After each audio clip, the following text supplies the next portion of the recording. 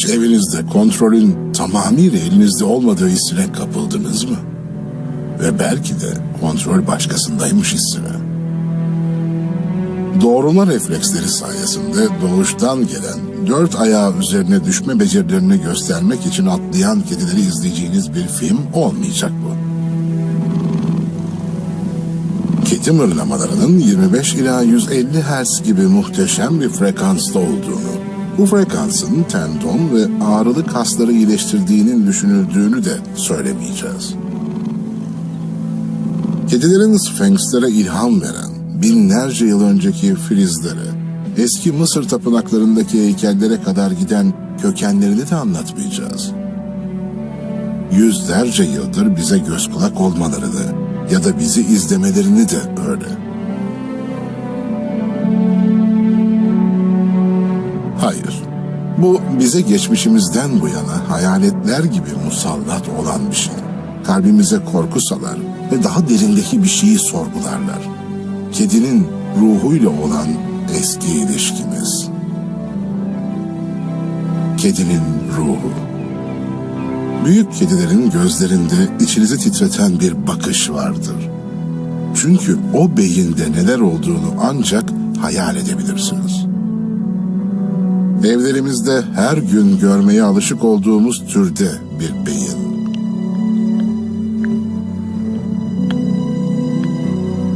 Keskin köpek dişlerinin her ortaya çıkışında benzerlikler hepimizde belli bir illet hissi yaratır.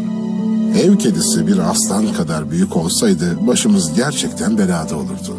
Ve gözlerindeki ifadeye bakılırsa bunu onlar da biliyor. Bunlar Afrika'daki rakiplerinin en ürkütücü olanlarını alt eden hayvanlar.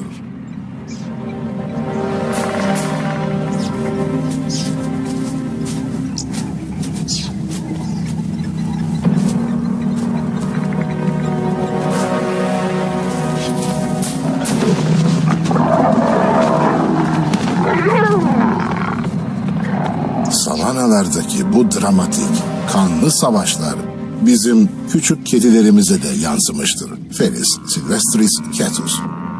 Bizim kedilerimiz, sizin kedileriniz. Tekirleri ne diye katil aslanlarla ilişkilendirdiğimizi soruyor olabilirsiniz. O halde en başa dönelim.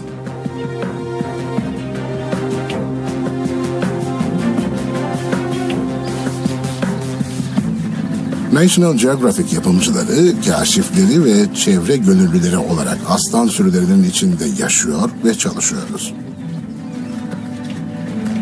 35 yıldan uzun zamandır büyük kedileri kurtarmaya çalışıyoruz. Filmler çekip, kitaplar yayımlıyor ve onları savunmaya çalışıyoruz. Ama hala büyük kedileri ürkütücü bir oranda kaybetmekteyiz. Bunlar dünyanın en simgesel hayvanlarından bazıları. Bu sırada büyük kedi sayısı hızla düşerken, dünya çapında milyonlarca insan, kedilerinde onları kendilerine kesinlikle aşık eden bir şey buluyor. Birinin kökünü kazımaya kararlı görünürken, diğerini seviyoruz. Derken günün birinde, şehirdeki kurgu odalarımızdan birinin penceresinde bir yüz belirdi. Ağzı açılıp da dişleri görününce senelerimi birlikte geçirdiğim büyük kedilerin mükemmel bir yansımasını gördüm.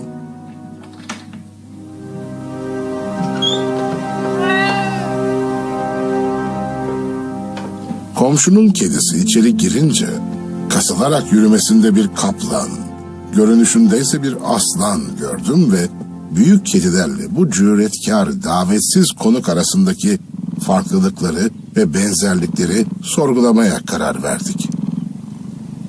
Bütün kedilerin hikayesi aslında bu vahşi gözlerin ardında yatıyor.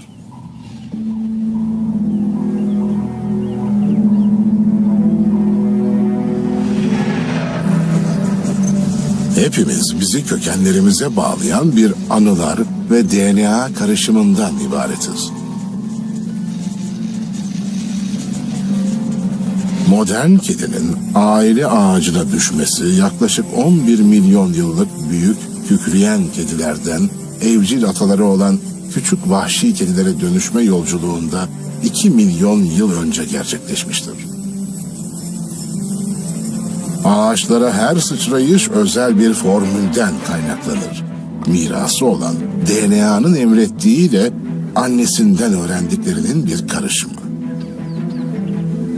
Hepimiz için bizi biz yapan büyülü kokteyl budur.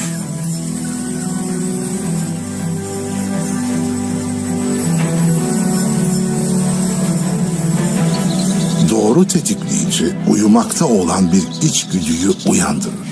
Düğmenin çevrilmesini bekleyen biyonik makineler.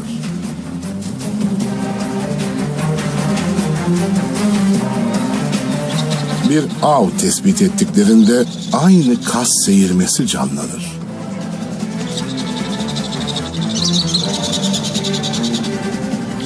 Pençeler vahşice vurmalarını sağlamak için tasarlanmıştır. Yukarıdaki ve avın yakınındaki havayı yaran bir pati dolusu jilet. Gözler kesin, stereoskopik, mesafe ayarlayan bir görüş için ileriyi hedefler.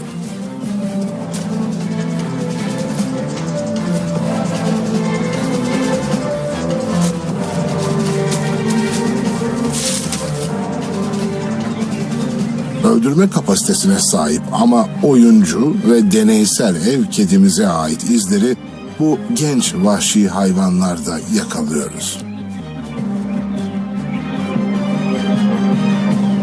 Oldukça sevimli. Tabii küçük bir kemirgen değilseniz.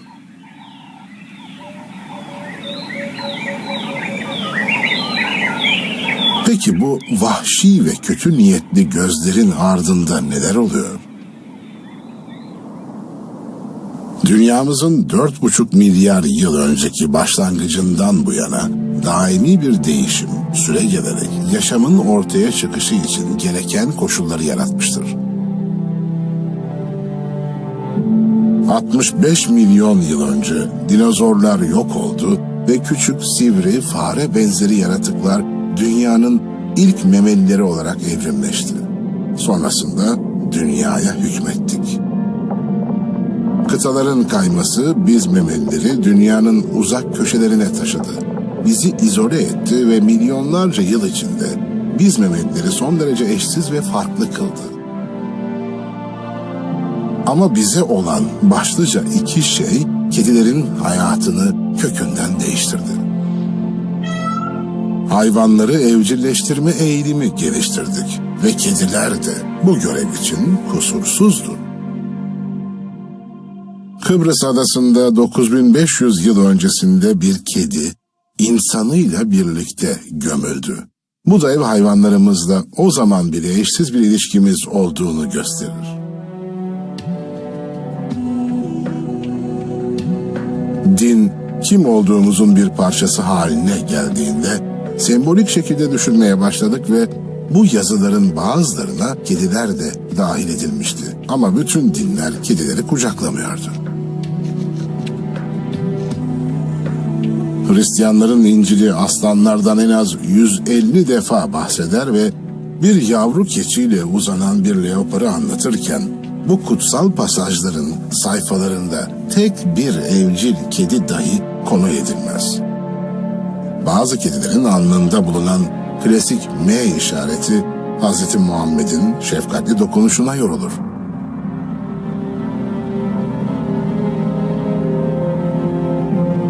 Ancak kara kediler ilk Hristiyanlardan pek çoğunun hayal gücünü meşgul etmiştir.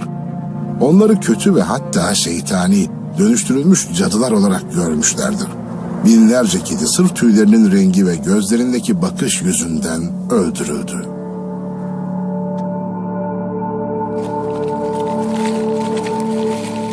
Yaklaşık 11.000 yıl önce Orta Doğu'nun bereketli hilalinde toprağı işledik. Tahıl ürünü ürettik ve bir şeyin gelişimine neden olduk. Ratus ratus. Ve aniden yeni bir dostumuz olmuştu.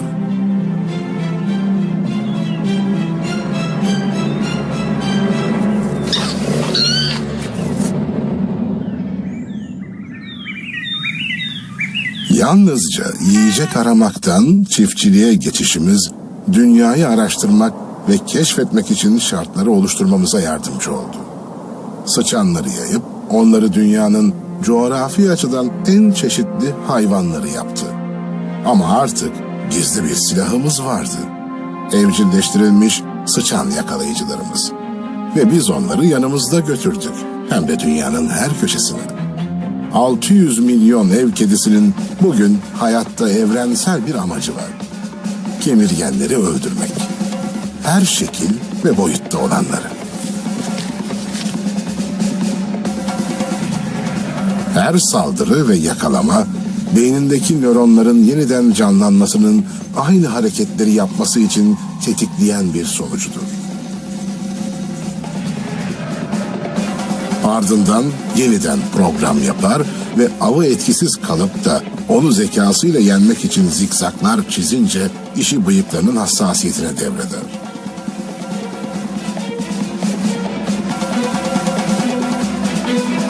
Çok daha büyük bir müsabakanın tıpatıpı olan kaygan, numaracı, sonucu değişen bir çekişme.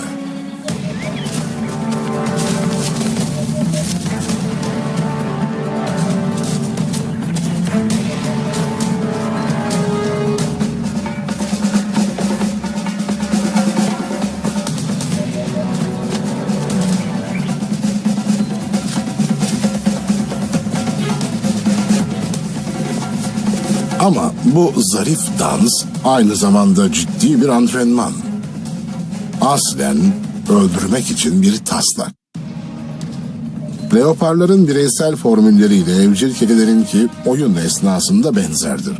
Her ikisi de yalnız hayvanlardır ve kendi kendilerine eğlenmek zorundadırlar. Onun için derslerinin çoğunu da kendileri öğrenmek zorunda. Ve oynamak için yaratıcı olmak zorundasınız. Yaratıcı olmak için de hayal gücünüz olmalı.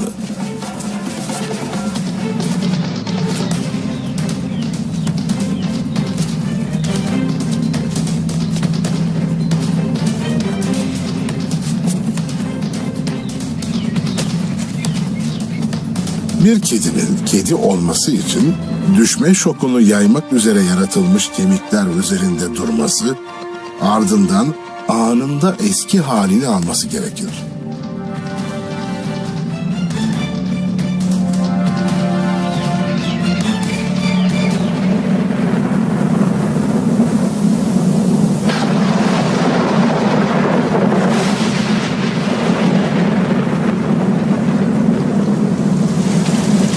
Hiçbir kedi yağmuru pek sevmez. Genelde hayatlarına bir parça gölge düşmüş gibi olur.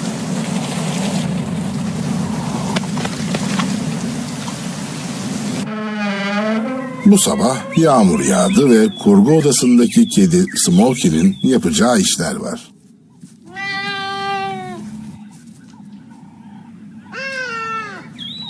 Amerika'daki kedilerin çoğu şu anda kapalı mekan kedisi ve bölgeci davranışlarını görmek epey zor. Ama sabah faaliyetlerinin yanı sıra çoğu sokak kedisi ve vahşi doğadakilerde olduğu gibi Smokey'nin de ilgilenmesi gereken bir bakımı var. Son birkaç günden kalan bütün kokular yıkanıp temizlendi. Yeni işaretlenmiş olmayan bir bölge terk edilmiş sayılır. Çoğu kedi gibi geniş alanlarda yaşayan hayvanlar yabancılarla nadiren temas kurar. Sınırlarını belirlemek için koku işareti gibi sinyallere ihtiyaç duyarlar. Kedinizin sık sık gizli ve önemli bir işi olduğunu fark etmiş miydiniz? Koku işaretleri çok uzun süre dayanmaz. Büyük kedilerin çoğu gibi o da yalnızca burnunu takip ediyor. Tüm bu işaretlemelerin sonucu olarak kediler bölge yenileyici bir rezerv oluşturmaya ihtiyaç duyar. Bir çita olarak isteyeceğiniz son şey ideal bir ağaca ulaşmanız ve idrarınızın bitmesidir.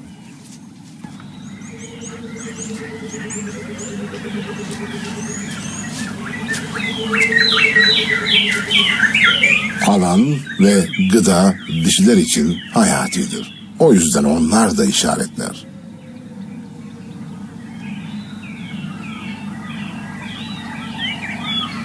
Smokey civardaki bir kedinin kokusunu saptadı. Onun işaret sistemini kırmak istiyor. Ama yolu saldırgan bir kuş tarafından kapatılmış.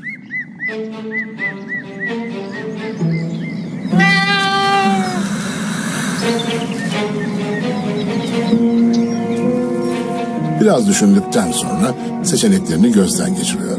Duruşunu korumak ya da geri çekilmek. İkincisini seçiyor.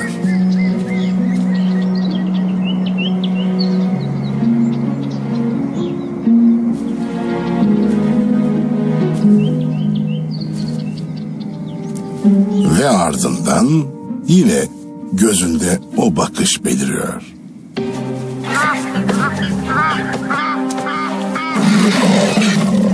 Kuşlarda kedilerin aklını çelen bir şey var. Bütün mesele kontrolden çıkarak çırpılan kanatlar ve zayıf ilk havalanma dinamikleri.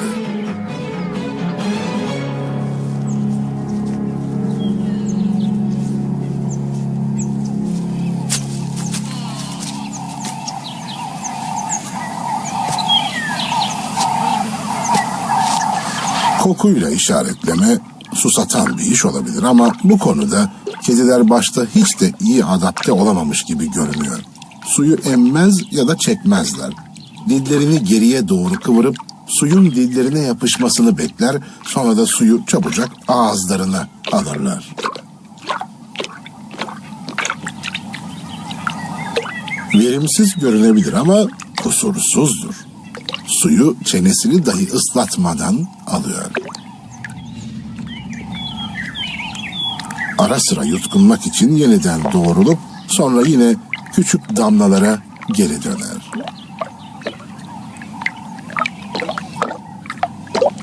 Küçük burnundaki 200 milyon koku reseptörünün birkaç hassas yalamasıyla göreve geri döner.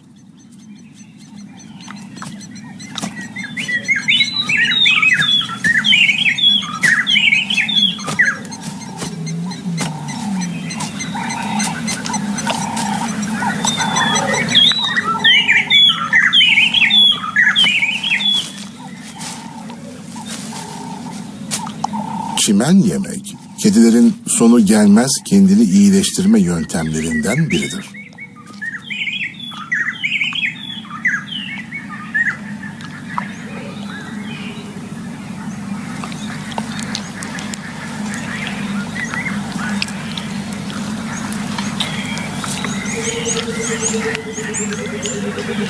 Pek haz alıyor gibi görünmeseler de kediler birçok nedenden ot yer. Bir zamanlar amacın midelerini temizlemek, tüy yumaklarından kurtulmak ve zaman zaman bütün etçillerin yaptığı gibi parazitlerden kurtulmak olduğunu düşünmüştük.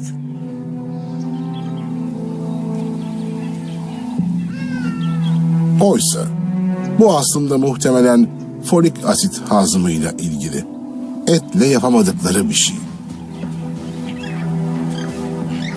Folik asit eksikliği olan bir kedi çoğu zaman anemiktir ve sağlıksız bir kedi önündeki büyük iş için hazırlıksızdır. Yaşamak için öldürmek.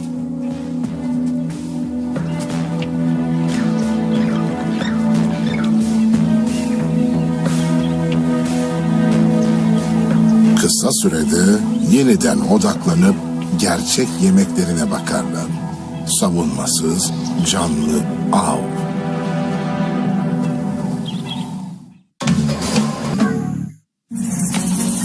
Leoparları eksiksiz döşenmiş evlerimize kabul etmememizin nedenlerinden biri her boyuttaki kedilerin eşyaları tırmalaması.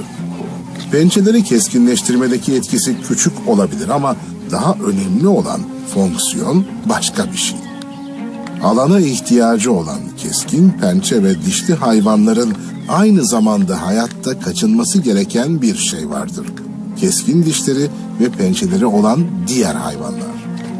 Daha yumuşak ağaçların gövdelerinde işgal edilmiş bölge diyen daha güçlü görsel işaretler bırakırlar. Leoparlar yüksek ağaç tepelerine kusursuz şekilde adapte olmuştur. diğer kediler için de cazip bir pozisyon. Çitalar yüksekliği sever, böylece avları görürler. Ama yarı yolda yavrular acı gerçeği fark ediyor.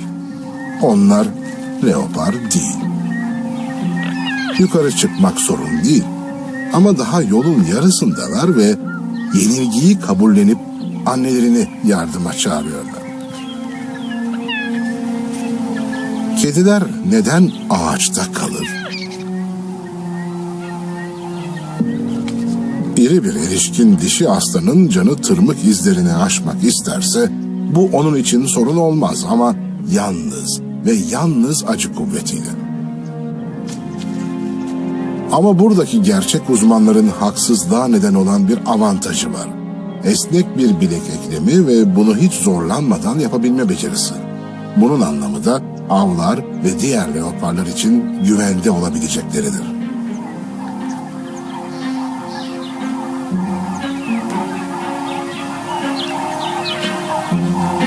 Aşağı inmek bütün sorunların başladığı yer.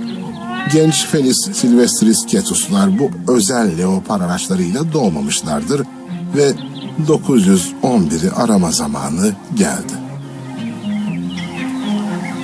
Gururunu hiçe sayan geri çekilmeler bazen kaçınılmaz oluyor.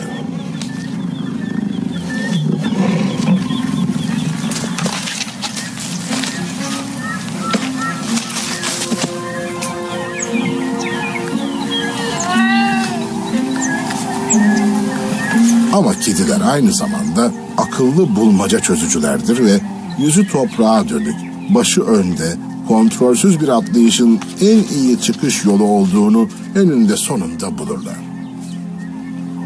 Genelde tam da itfaiye gelmeden birkaç dakika önce.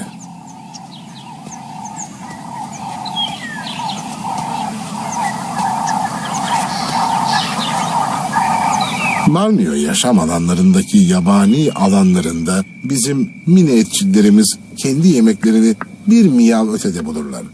Hayvan maması endüstrisi 20 milyar dolar değerinde ve her sene milyarlarca tonluk çiğ yem balığı kullanılıyor. Vahşi doğada ise bambaşka bir hikaye var. Dişler ve pençelerdeki çiğ yemek konserve halinde bulunmuyor. Kucağımızdaki küçük katil, beslenmekte olan her yavru gibi tırnaklarıyla tutunan sevimli bir aslan ya da kedi yavrusuyla az önce bir şeyi parçalayıp yutmuş olan yırtıcı arasındadır.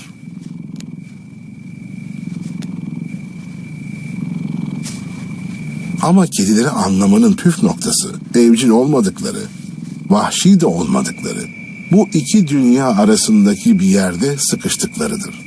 Ve gece olurken Dr. Jekyll'la Bay Hyde'ın kedi versiyonuna dönüşürler.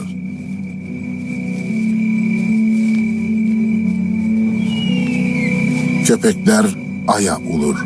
Kediler dışarı çıkıp onun gölgelerinde bir şeyler yakalar. İlk savaş sanatı mümkünse savaştan kaçınmaktır.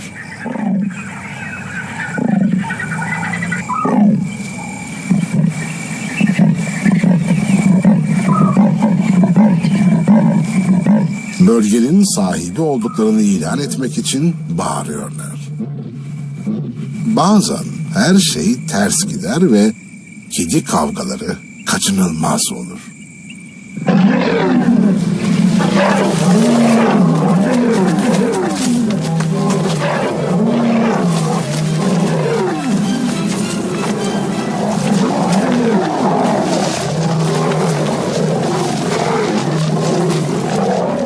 Bu hayvanlar öldürmek için tasarlanmıştır. Karanlık bir gecede kavga çıkarmak isteyeceğiniz bir şey değil. Ona tamamıyla denk olsanız bile.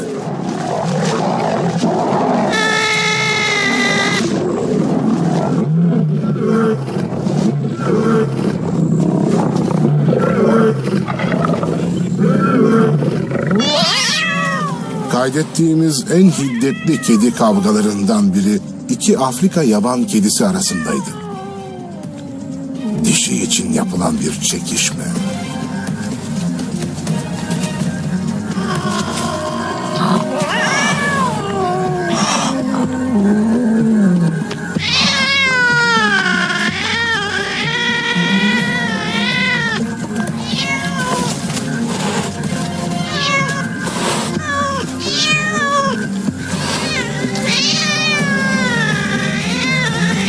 Bu akşamın galibi bile hayati öneme sahip bir gözü kaybedip randevusuna yarı kör olarak gidiyor.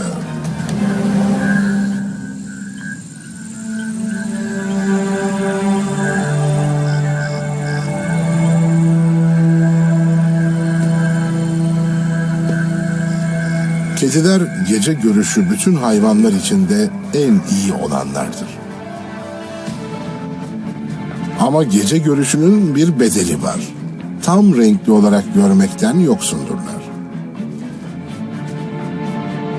Bu mat, mavi yeşil dünyalarında yine de ölümcüldürler.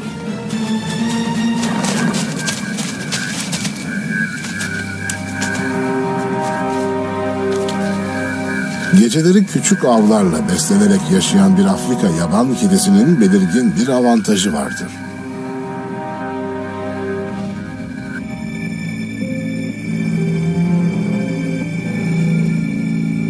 Sonra da yumuşak yatak odasına ve sevimli ev hayvanlığına geri dönür.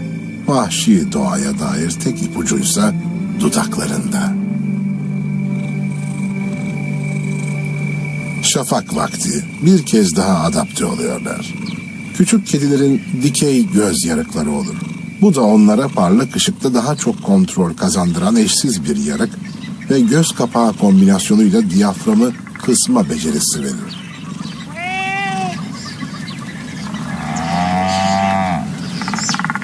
Aslanların göz bebeği yuvarlaktır. Göz kapaklarını belli bir noktanın ötesinde kapattıklarında her şeyi bir arada görmekten yoksun kalırlar.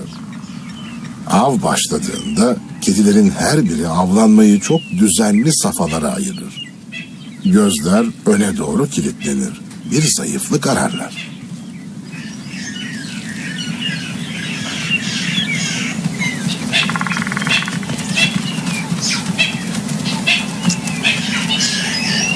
Sırada gizlice sokulma var. Öldürme alanını birinin avantajına çevirerek yaklaşmak. Ve sonrasında hazır halde hesaplamaya başlarlar. Ağırlık, hız, risk ve ödül. Bu araştırma safhasıdır. Değerlendirme. Tetikleyici. Kedi şimdiye kadar avına kilitlenmişti. Biraz daha zayıf, daha savunmasız bir şey dikkatini çekiyor.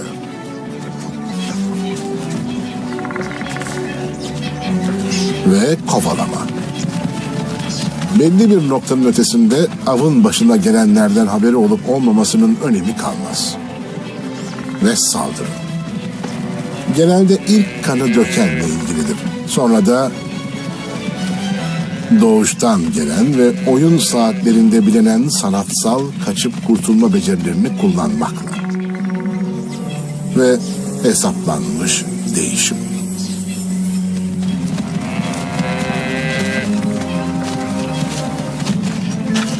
Son olarak da hedefe saldırma ve öldürücü darbenin vurulması.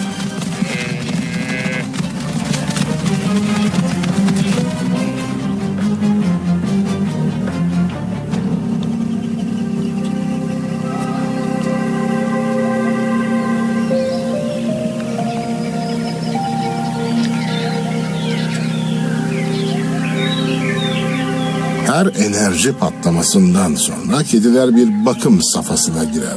Yalama, tımar, avlanırken dökülenlerden kurtulma ve güçlü antiseptik salyayla küçük yaraların icabına bakma.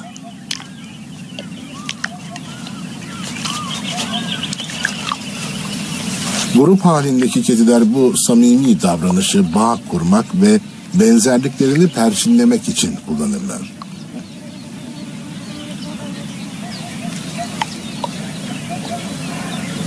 Kendi kedilerimiz aynı şeyi bizden ister. Ve bir mesaj verilir. Birbirimize değer veriyoruz.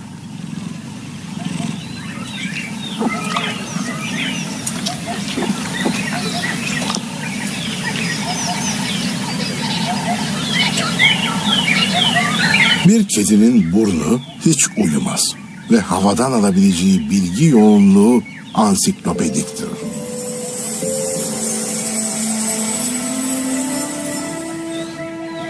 Damaklarında çok önemli bir organ bulunur. Beyne kimyasal sinyaller gönderen Jacobson organı. Bizim koku dünyamıza kıyasla onlarınki hayal edilemeyecek denli zengin ve hayatta kalmaları için hayati bilgilerle doludur.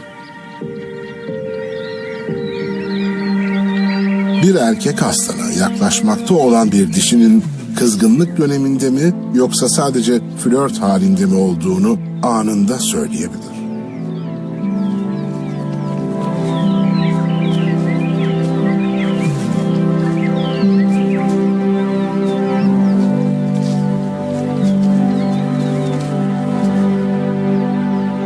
Ama çiftleşirken bile bu bariz kaotik ve çoğu zaman şiddetli olan adımlar tüm türlerde benzer şekilde daha çok koreografili bir tangoya benzer.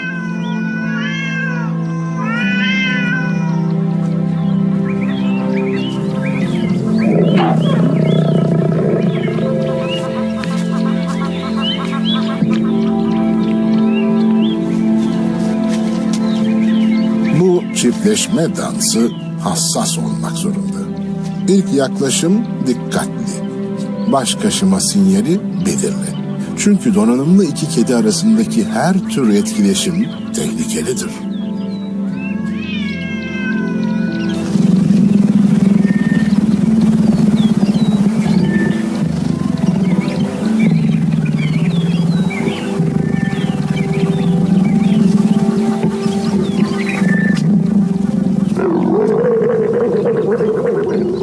Erkekler başlarını daha fazla belaya sokup yüzlerindeki asil yara izlerine yenilerini eklemeden mümkün olduğunca çabuk ayrılırlar. Çiftleşme yoğundur ve neredeyse bir hafta boyunca bütün zaman ve enerjilerini alır.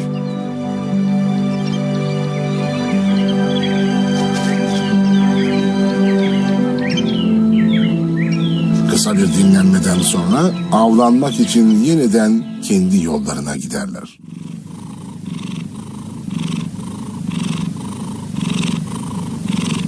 Güvenilir burunlar, hassas kulaklar, kedilerin güzel uyumasını mümkün kılar. Gerektiğinde duyularından birinin onları uyandıracağına güvenebilirler.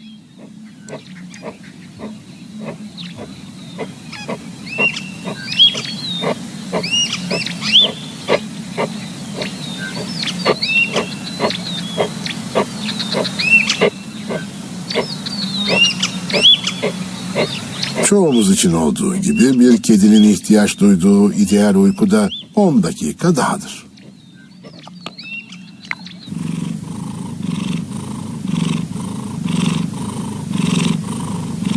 Uyumaya ihtiyacı olacak. Birkaç ay sonra bir annenin hayatı tiz bir sesle bağırmak, sızlanmak, miyavlamaktan yani bir kaostan ibaret olur.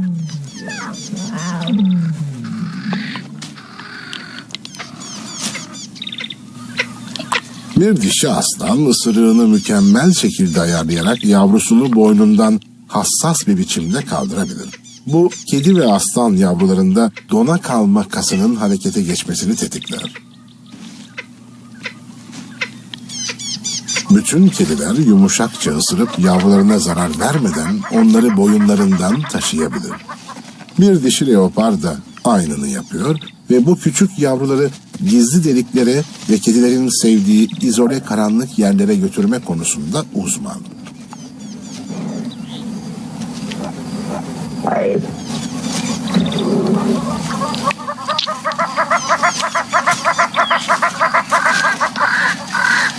Kısa bacakları titreyen ve tamamıyla kör olan yavruları doğru yere yönlendiren sütün kokusudur. Besine ihtiyaçları olacak. Bugünün yavruları olsalar da yarının katilleri onlar.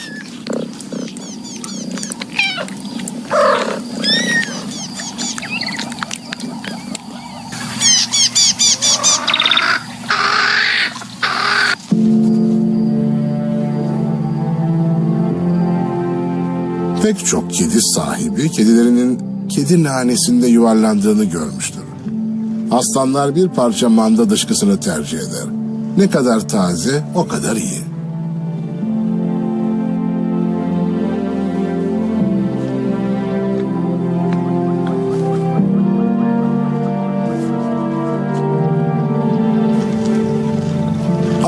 yuvarlanmak ve sürtünmek asla gereksiz olmayan bir işleve hizmet eder. Birbirlerinin kokularını paylaşırlar ve erkek aslanlar selamlaşırken sosyal bir bağ kurar. Bölgelerini savunur ve dişileriyle sürülerini emniyete alırken kullanacakları bir bağ.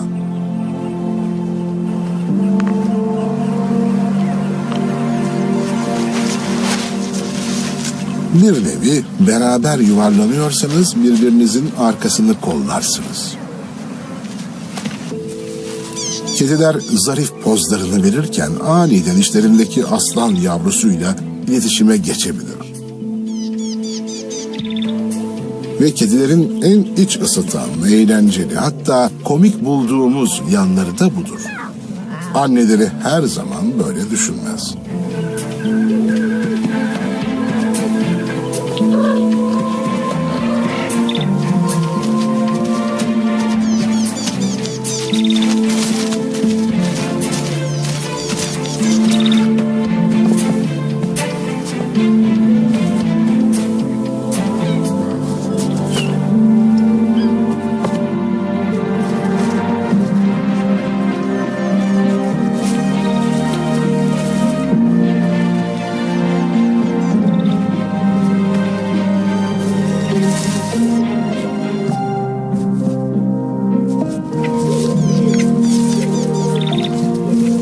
Bir kedi annesi günlük işlerine devam edip aynı zamanda kuyruğuyla da yavrusunu eğlendirmeyi başarmak gibi esrarengiz bir yeteneğe sahiptir. Yavrular için kuyruk gizemli bir şeydir. Daima el altında ama bir türlü ele geçirilemiyor.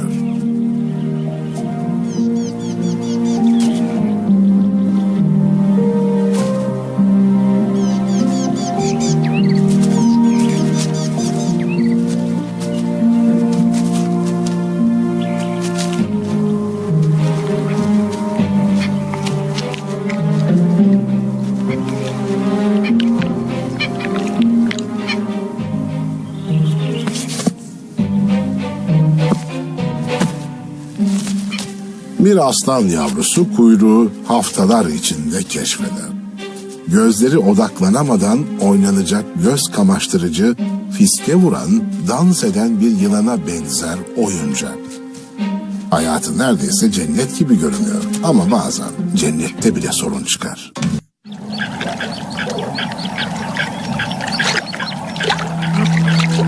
Kusursuz bir dünyada bir sürüdeki aslan yavruları aynı zamanda doğar.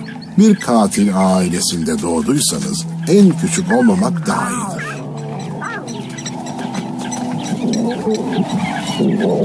Daha zayıf görünen yavrular anneleri tarafından genelde savunmasız halde bırakılır ve acımasızca saldırıya uğrar, ezilir, dövülür ve bir bütün gün sınanırlar.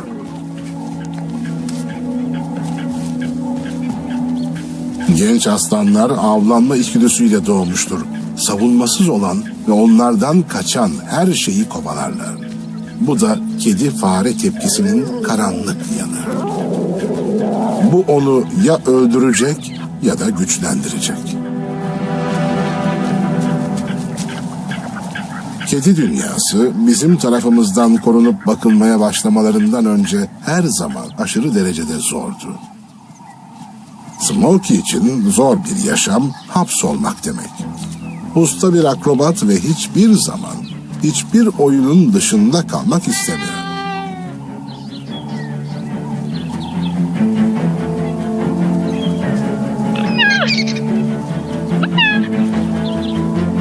Smokey zaten hevesli bir katil. Ama vahşi çita yavrularının canlı avlarla öğrenmesi gerekir. Her yaş ve her boyuttaki kedide vahşi bir gerilim bulunur.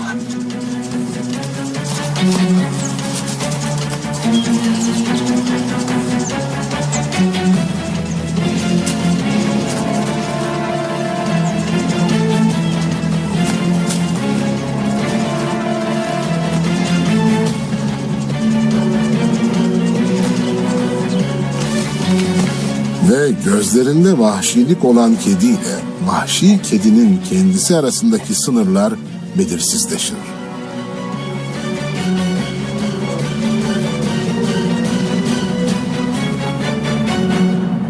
Ama evcil kediler çoğu zaman büyük vahşi gölgeler oluştursa da tamamıyla aynı olduklarını söylememiz hata olur.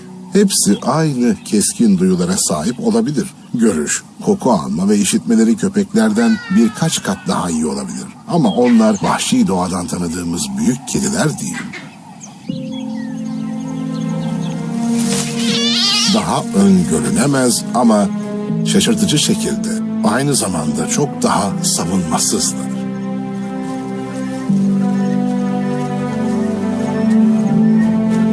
Bir leopar bugün bir Afrika yaban kedisini hazırlıksız yakaladı.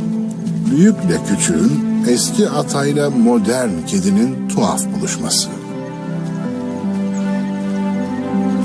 Afrika yaban kedisi yavrularının sayısı 600 milyonu geçerken, büyük kediler tam tersi bir yönde gidiyor.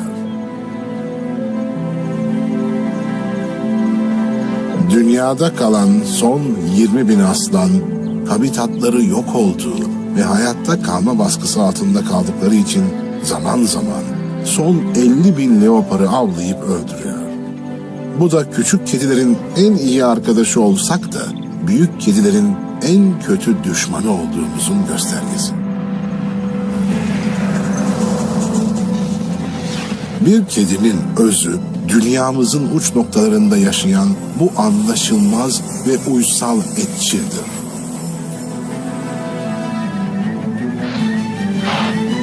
Onları korkuturuz, onlara hayranlık duyarız ve hareketliliklerine, çevikliklerine imreniriz.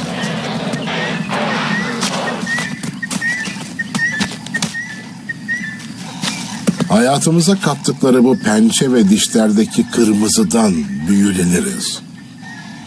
Kedilerimizin gözlerinde de aynı bakışı görür ama onları tek bir nedenden kabul ederiz. Çünkü aynı zamanda çocuklarımızı yemeyecek şekilde gelişmişlerdir. Evcil kedilerimizi kedi portföyümüze ekledikçe o gözlerdeki vahşilikten hepimiz etkileniyoruz. Kontrolümüzün ötesindeki yerden ve leoparlar gibi bizim olmadığımız kıyamet sonrası bir dünyada rahatça hayatta kalacak olmalarından. Gözlerini üzerimize dikip bakarken bir nevi bizi onurlandırdıklarında bu bize verdikleri vahşi doğayla bağlantı kurma hediyesidir. Kendi evcilleşmemiz esnasında tamamıyla unuttuğumuz bir şey.